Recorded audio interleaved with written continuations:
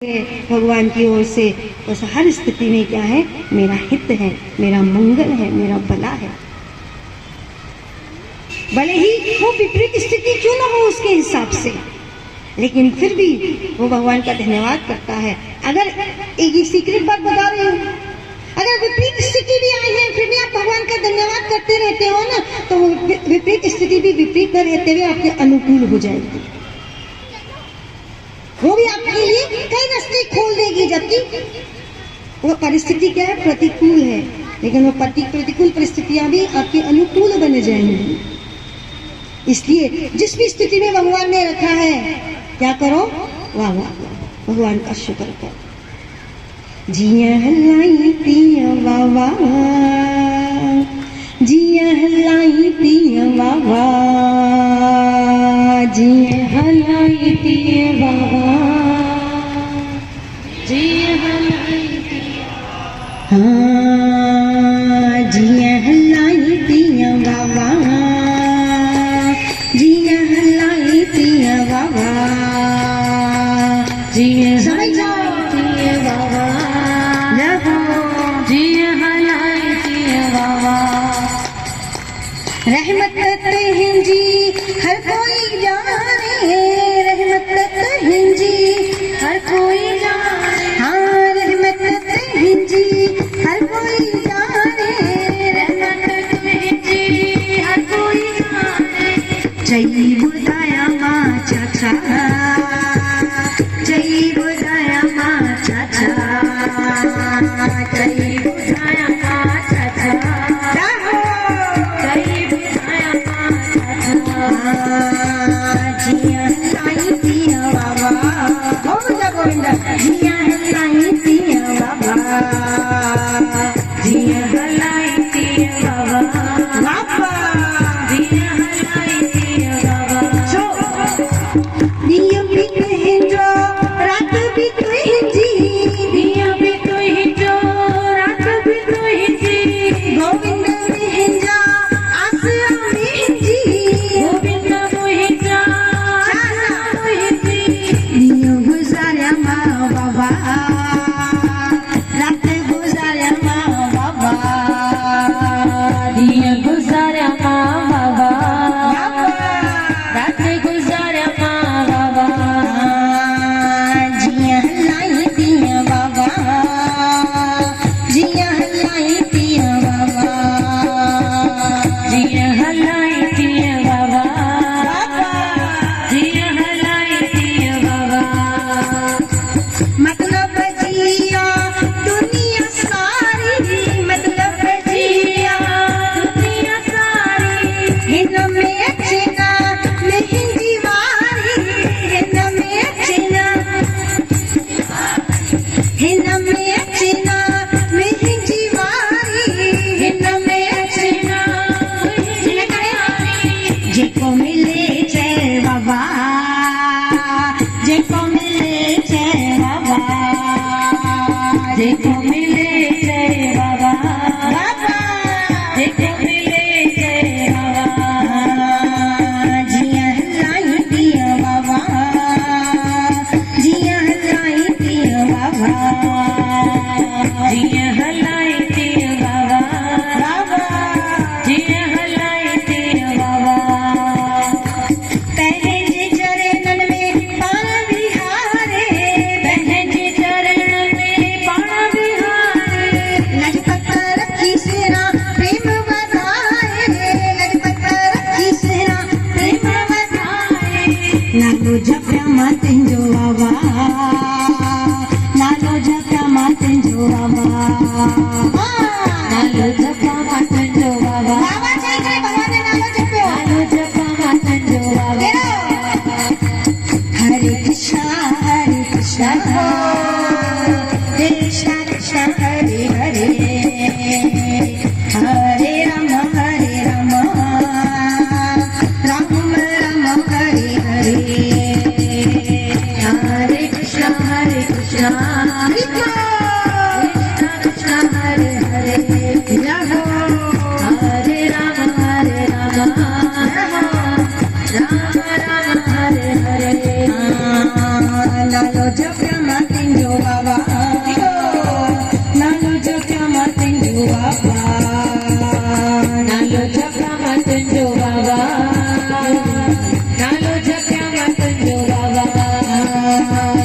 जिया हलाई पिया बाबा, जिया हलाई पिया बाबा, जिया हलाई पिया बाबा, जिया हलाई पिया बाबा।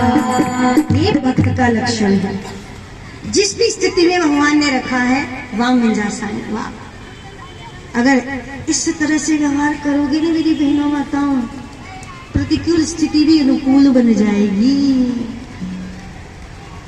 अब यहाँ पे कहा कि ईशा द्वेष रख के मत जाओ तपस्या करने के लिए, जाओ अपनी माँ के पैर छुओ, अपने पिता के पैर छू के फिर जाना साधना करने, तपस्या करने।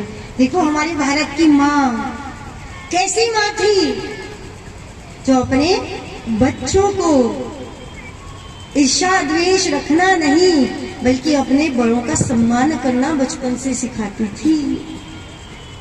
आजकल की माँ क्या हम अपने बड़ों का सम्मान करना सिखाते हैं? उल्टा बचपन से ही क्या ईर्ष्या द्वेष भर देते हैं बच्चों के हृदय में। छोटा बच्चा होता है उसको बोलते हैं पुत्र ये का काकू हलाए तो ये तो जिनानिया बैठी नहीं गई, ये जीन पैंट जेका पाती है ना ये तो मामा बैठी नहीं गई, हे रांधी का दिन सा खेडो बैठो ना ये तुझी मासी बैठी ना गई, तुझी दादी तुम खेडो सतायो एडो सतायो जदी मतलब तू मुझे पेट में हुए जदी हद ना है भगवान ने खाते में लिखेला। हे नानी दिनो, हे मासी दिनो, हे मामा दिनो, हे फलान दिनो, ढींग दिनो।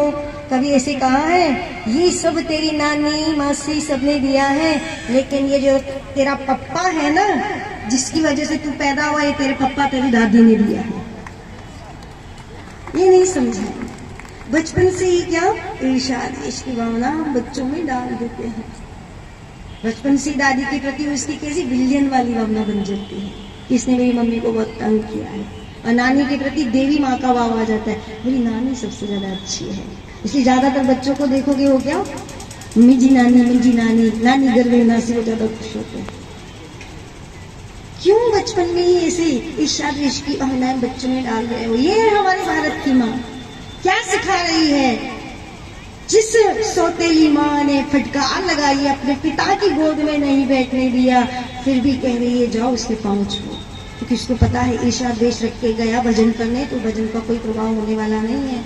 भले सारा दिन राधे गोविंद राधे गोविंद राधे गोविंद करते रहो मेरी बहनों माताओं, लेकिन मन में अगर द्वेष भावना है तो वो भजन का कोई असर होने वाला नहीं है। अब यहाँ पे गुरु जी अपने माता को नमन किया, अपने पिता को नमन किया, पहुंचे हैं तपस्या करने। नारद मुनि मिले हैं रास्ते, क्योंकि भगवान की ओर जाओगे तो भगवान कोई मार्ग दिखाने वाला अवश्य भेज देगा, अगर भगवान प्राप्ति की तीव्र लालसा है तो। नारद मुनि को भेजा है भगवान ने, जाओ ये मुझे पाना चाहता है, उसको मार्ग दिखा। गुरु महाराज पहुंचे हैं, 6 महीने में भगवान प्राप्ति की है। नारद मुनि ने कहा ज्यादा गहरा जाओगे तो अंदर घोर जंगल है, यही मधुबन में आज भी स्थान है, मथुरा में मधुबन जो है उसमें एक स्थान है ध्रुव टीला, उसी स्थान पे खड़े रहकर यमुना जी का तट था, वहीं पे 6 महीने में गुरु महाराज ने भगवान को प्राप्त किया, भगवान के दर्शन किए और भगवान ने इस पृथ्वी का तो राज्य दिया ही दिया, साथ साथ भगवान ने क्या किया है एक ध्रुव लोक भी दे दिया। अकाम सर्वकाम व मोक्ष काम उदार दिया, तीव्रेण भक्ति योगेन यजेत पुरुषम परम। अकाम अगर कोई कामना नहीं है, सर्व काम अगर कोई कामना है, मोक्ष काम या कोई मुक्ति की ही कामना है, कोई भी कामना लेके अगर भगवान के पास जाते हो भगवान आपकी हर इच्छा पूरी करते हैं। संसारिक भावना लेके गए थे गुरु महाराज, क्या पिता की गोद नहीं मिल रही तो ऐसा स्थान जो मेरे पिता के पिता से भी उत्तम स्थान है, ऐसा स्थान मुझे प्राप्त करना है। इच्छा लेके गए थे, भौतिक इच्छा लेके गए थे, लेकिन जैसे ही भगवान के दर्शन हुए मन से सारी वासनाएं नष्ट हो गई।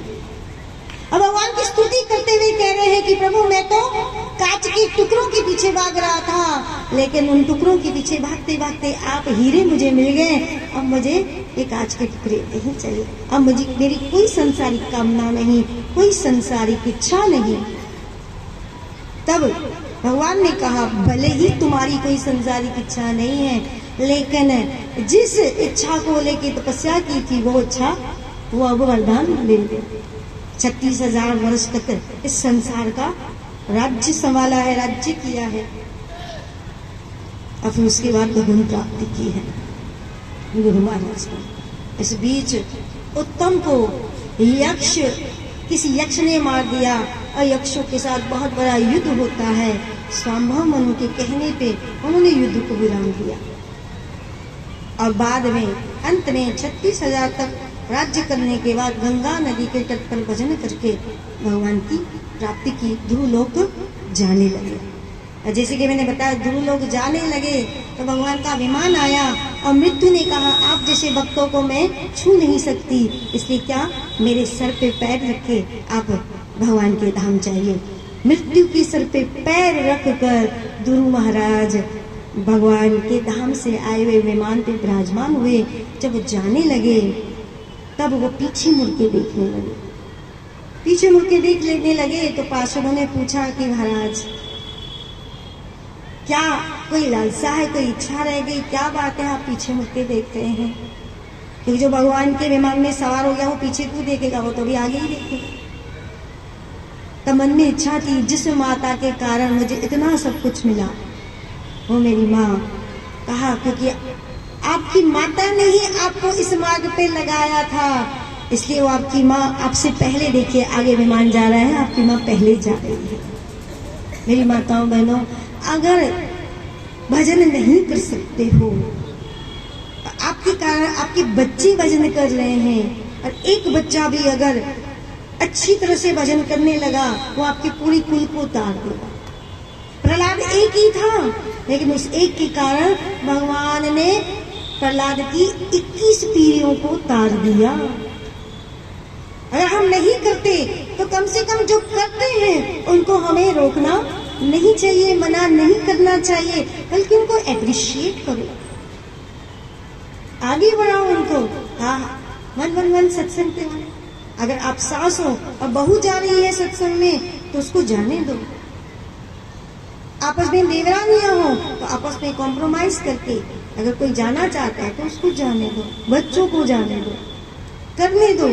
ये आपको आपकी पूरी कुल को तार देंगे।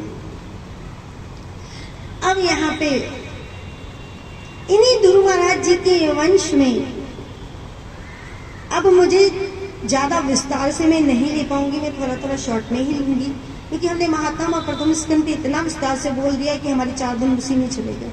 अब मैंने तो कहा भागवत कथा 2 घंटे में समाप्त होने वाली तो नहीं है, तो इसलिए अभी जो आएगा मैं फास्ट फॉरवर्ड करूंगी, क्योंकि हमें कृष्ण जन्म तक भी पहुंचना है। गुरु महाराज जी के कुल में ही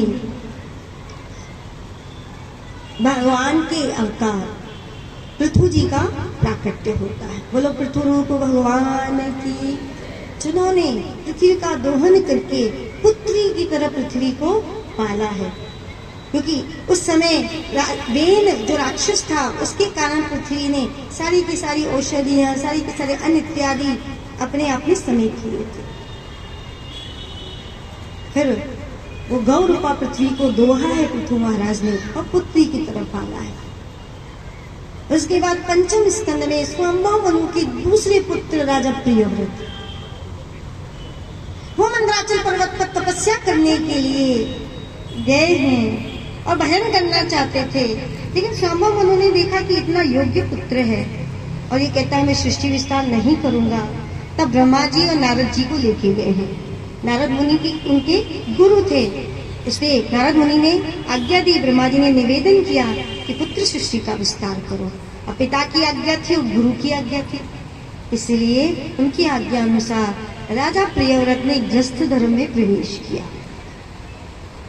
और इतने प्रतापी राजा थे राजा प्रियव्रत, जिनके रथ के पहियों से इस पृथ्वी पे 7 लीकें बन गई थी और यही 7 समुद्र बाद में बन गए। इतने प्रतापी राजा थे राजा प्रियव्रत। ये राजा प्रियव्रत उनकी कुल में ही भगवान ऋषभ देव का प्राकट्य होता है। बोलो ऋषभ भगवान की, जिन्होंने परमहंस सन्यासी कैसा होता है, और सन्यासी की जब परमहंस स्थिति हो जाती है तो कैसे वो शरीर से ऊपर चला जाता है।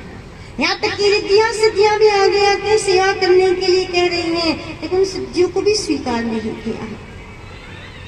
ऐसे ऋषभ भगवान ने परमहंस वृत्ति की शिक्षा दी।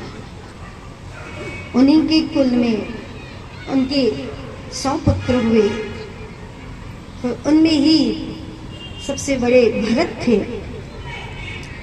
जिनका मोह हिरण में पड़ा और उनको दूसरा देह हिरण का धारण करना पड़ा। फिर बाद में तीसरी बार एक ब्राह्मण परिवार में जन्म लिया, जहाँ पे उनका नाम जल भरत के नाम से प्रसिद्ध हुआ। उस जल भरत के रूप में राजा रघुगुण इत्यादि को ज्ञान प्रदान करके उन्होंने तीसरे जन्म में मुक्ति पाई। फिर मैत्र जी बताते हैं विदुर जी को लोकालोक पर्वत कैसे ब्रह्मांड बना हुआ है। ये ब्रह्मा का अंडा है मेरी बहनों माताओं, जिसमें 14 लोक हैं, जिसमें 7 पाताल है और ऊपर अपनी पृथ्वी 8वें स्तर पे आती है और इससे ऊपर 6 लोक हैं। सप्त पाताल तल अतल वितल सुतल तलातल रसातल, ये पाताल है 7। अपने ऊपर उसके बाद पृथ्वी आती है, पृथ्वी के ऊपर भू भुआ, वो मतलब प्रेत लोक जिसको पितर लोक भी कहते हैं। स्वह, उसके बाद स्वर्ग लोक आता है।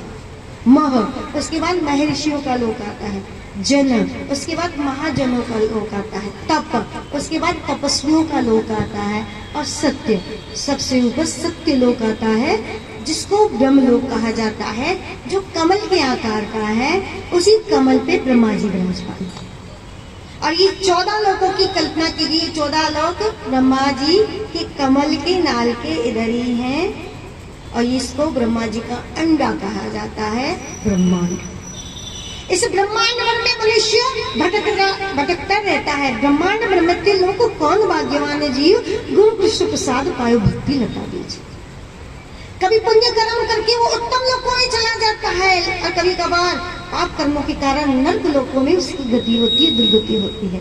लेकिन इस तरह से भटकते भटकते भटकते कभी ऊपर कभी नीचे, कभी ऊपर कभी नीचे, जब उसके भाग्य उदय होते हैं तब उसको कोई गुरु मिलता है, कोई संत मिलता है, महापुरुष मिलता है। और उसकी कृपा प्रसाद से क्या होता है, पायो भक्ति लता बीज। उसकी कृपा से भक्ति का बीज मिल जाता है। भक्ति का बीज क्या है, ये हरि नाम, हरे कृष्णा कृष्ण कृष्ण हरे हरे, हरे राम राम राम। नाम मिल गया तो हम नारायण भी मिलने ही वाले हैं। नाम और नामी अलग नहीं है। गोविंद का नाम मिला है तो देश सेवर अभी गोविंद भी मिलेगा ही मिलेगा। ये भक्ति का बीज है क्या, हरिनाम। भाग्यशाली लोग हैं जिनको ये हरिनाम मिला है।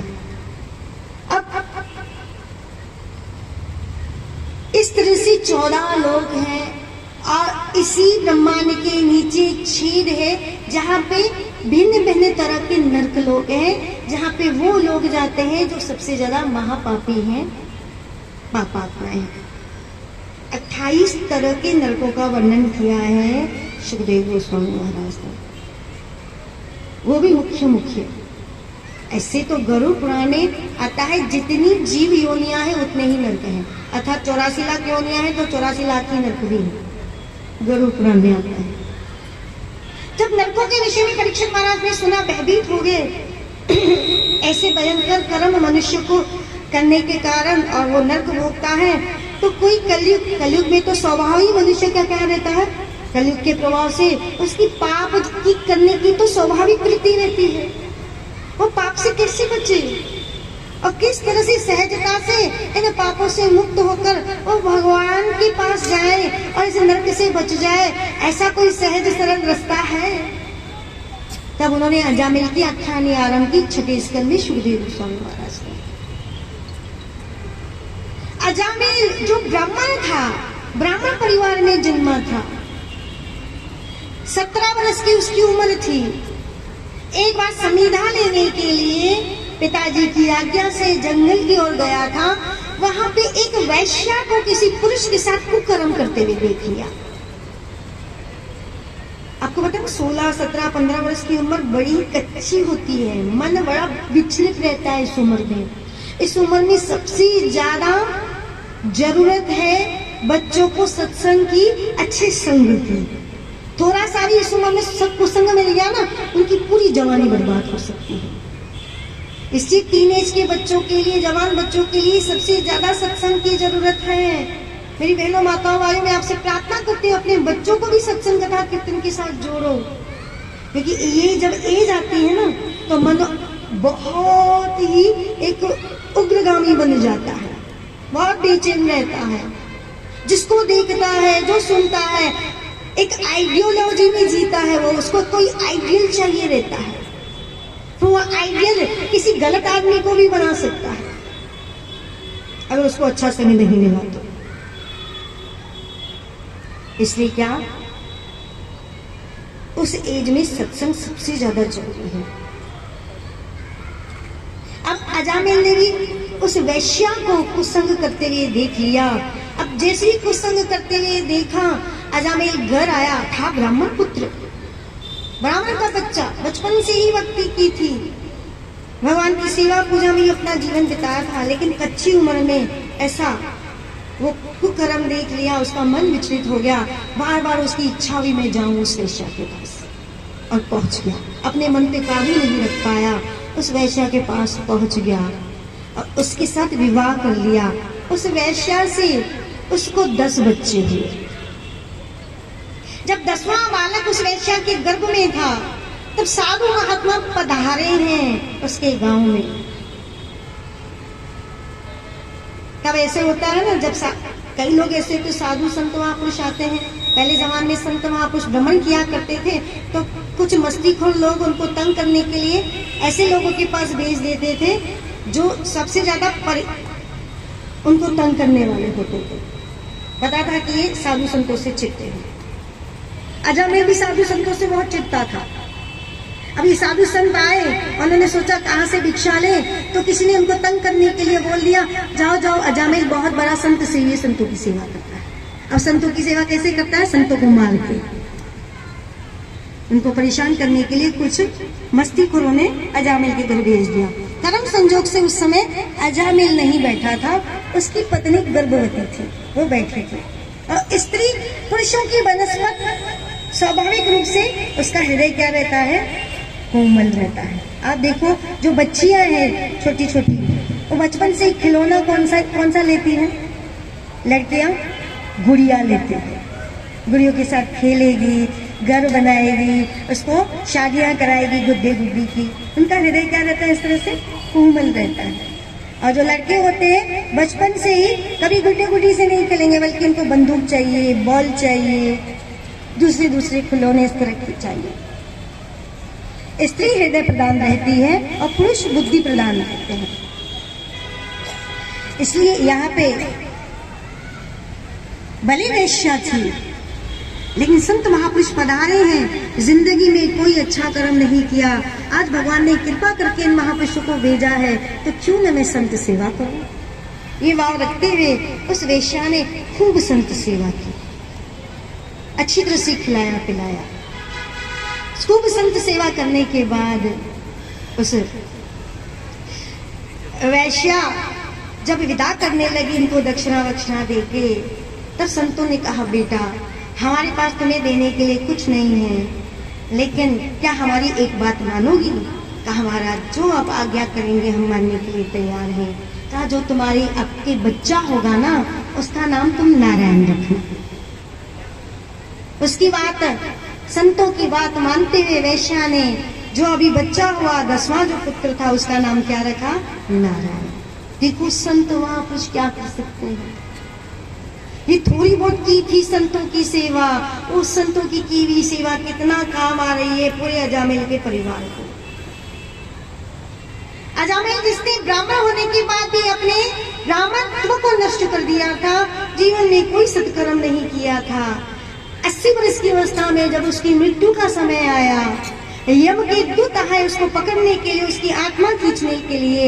वो छोटा सा बालक जिसका नाम क्या था, उसके सामने ही खेल रहा था।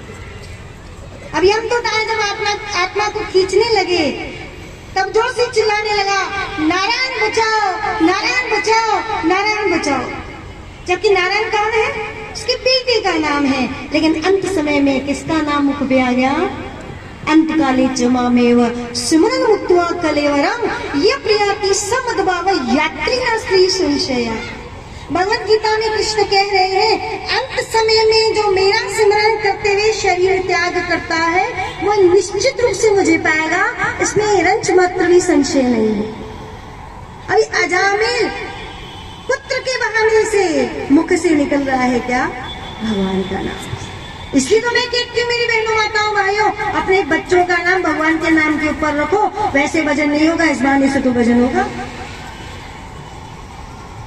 आजकल तो पता नहीं कैसे कैसे हम लोग नाम रख देते हैं अपने बच्चों के, जिसका ना कोई मतलब होता है ना कोई अर्थ होता है। उन बच्चों को ही नहीं मतलब पता होता है उस नाम का। हर नाम का एक मतलब होता है, उसका उद्देश्य होता है। अब नारायण नारायण नारायण जैसे बोला, वो यम के फंदे कट गए, भगवान के पार्षद आ गए और क्या की काट डाले वो अजामिल को जो बांध के रखा था यम पाश में, वो फंदे काट डाले और भगा दिया यमदूतों को। क्या तुम लोगों को पता नहीं है कि अंत समय में जो भगवान का नाम लेता है वो नर्क जाने का अधिकारी नहीं है, वो तो सीधा कहाँ, भगवान के धाम में जाता है। सेकंड चांस मिला अजामिल को, 1 साल लगातार भगवान का भजन किया है और फिर भगवान के धाम में गया है अजामिल। ये सुन के परीक्षण महाराज को थोड़ी शांति हुई कि भगवान का नाम सिमरन जो करेगा इस कलिकाल में, उस सहजता से नर्क की मार से, यम की मार से छूट सकता है। नहीं तो छूटत नाही कोट लकवाही नाम जपत ही पाता। किसी की करोड़ों बुझाए क्यों ना हो, छूट नहीं सकता, नाम जपने वाला छूट जाएगा। इसलिए मेरी बहनों माताओं भाइयों, अपना संबंध भगवान के नाम के साथ जोड़ो। उठते बैठते सोते जागते हरि नाम का जप करते रहो। अपनी जीवा को हरि नाम रटने की आदत डाल दो। हरे कृष्णा कृष्ण कृष्णा हरे हरे, हरे राम जो नाम आपको प्रिय हो, गोविंद राम श्याम सुंदर दामोदर, जो भगवान का नाम आपको अच्छा लगे मैं आपको उतार दूंगा। अजामिल के फंदे टूट गए और भगवान को पा गया हरि नाम के सबके, नारायण नाम के सबके। अब उसी प्रकरण में राजा चित्रकेतु की कथा आती है, जो बाद में भोलेनाथ माता पार्वती जी के शाप के कारण राक्षस बना है, इसका उद्धार इंद्र ने किया है। 7वें स्कंद में हिरण्यकशिपु ने जो तपस्या की थी कि मैं कभी मरूं नहीं, ऐसा वरदान मांग लिया, लेकिन भगवान नरसिंहदेव ने उन ब्रह्मा जी के समस्त वरों को भी रखा और हिरण्यकशिपु को फाड़ डाला, मार डाला।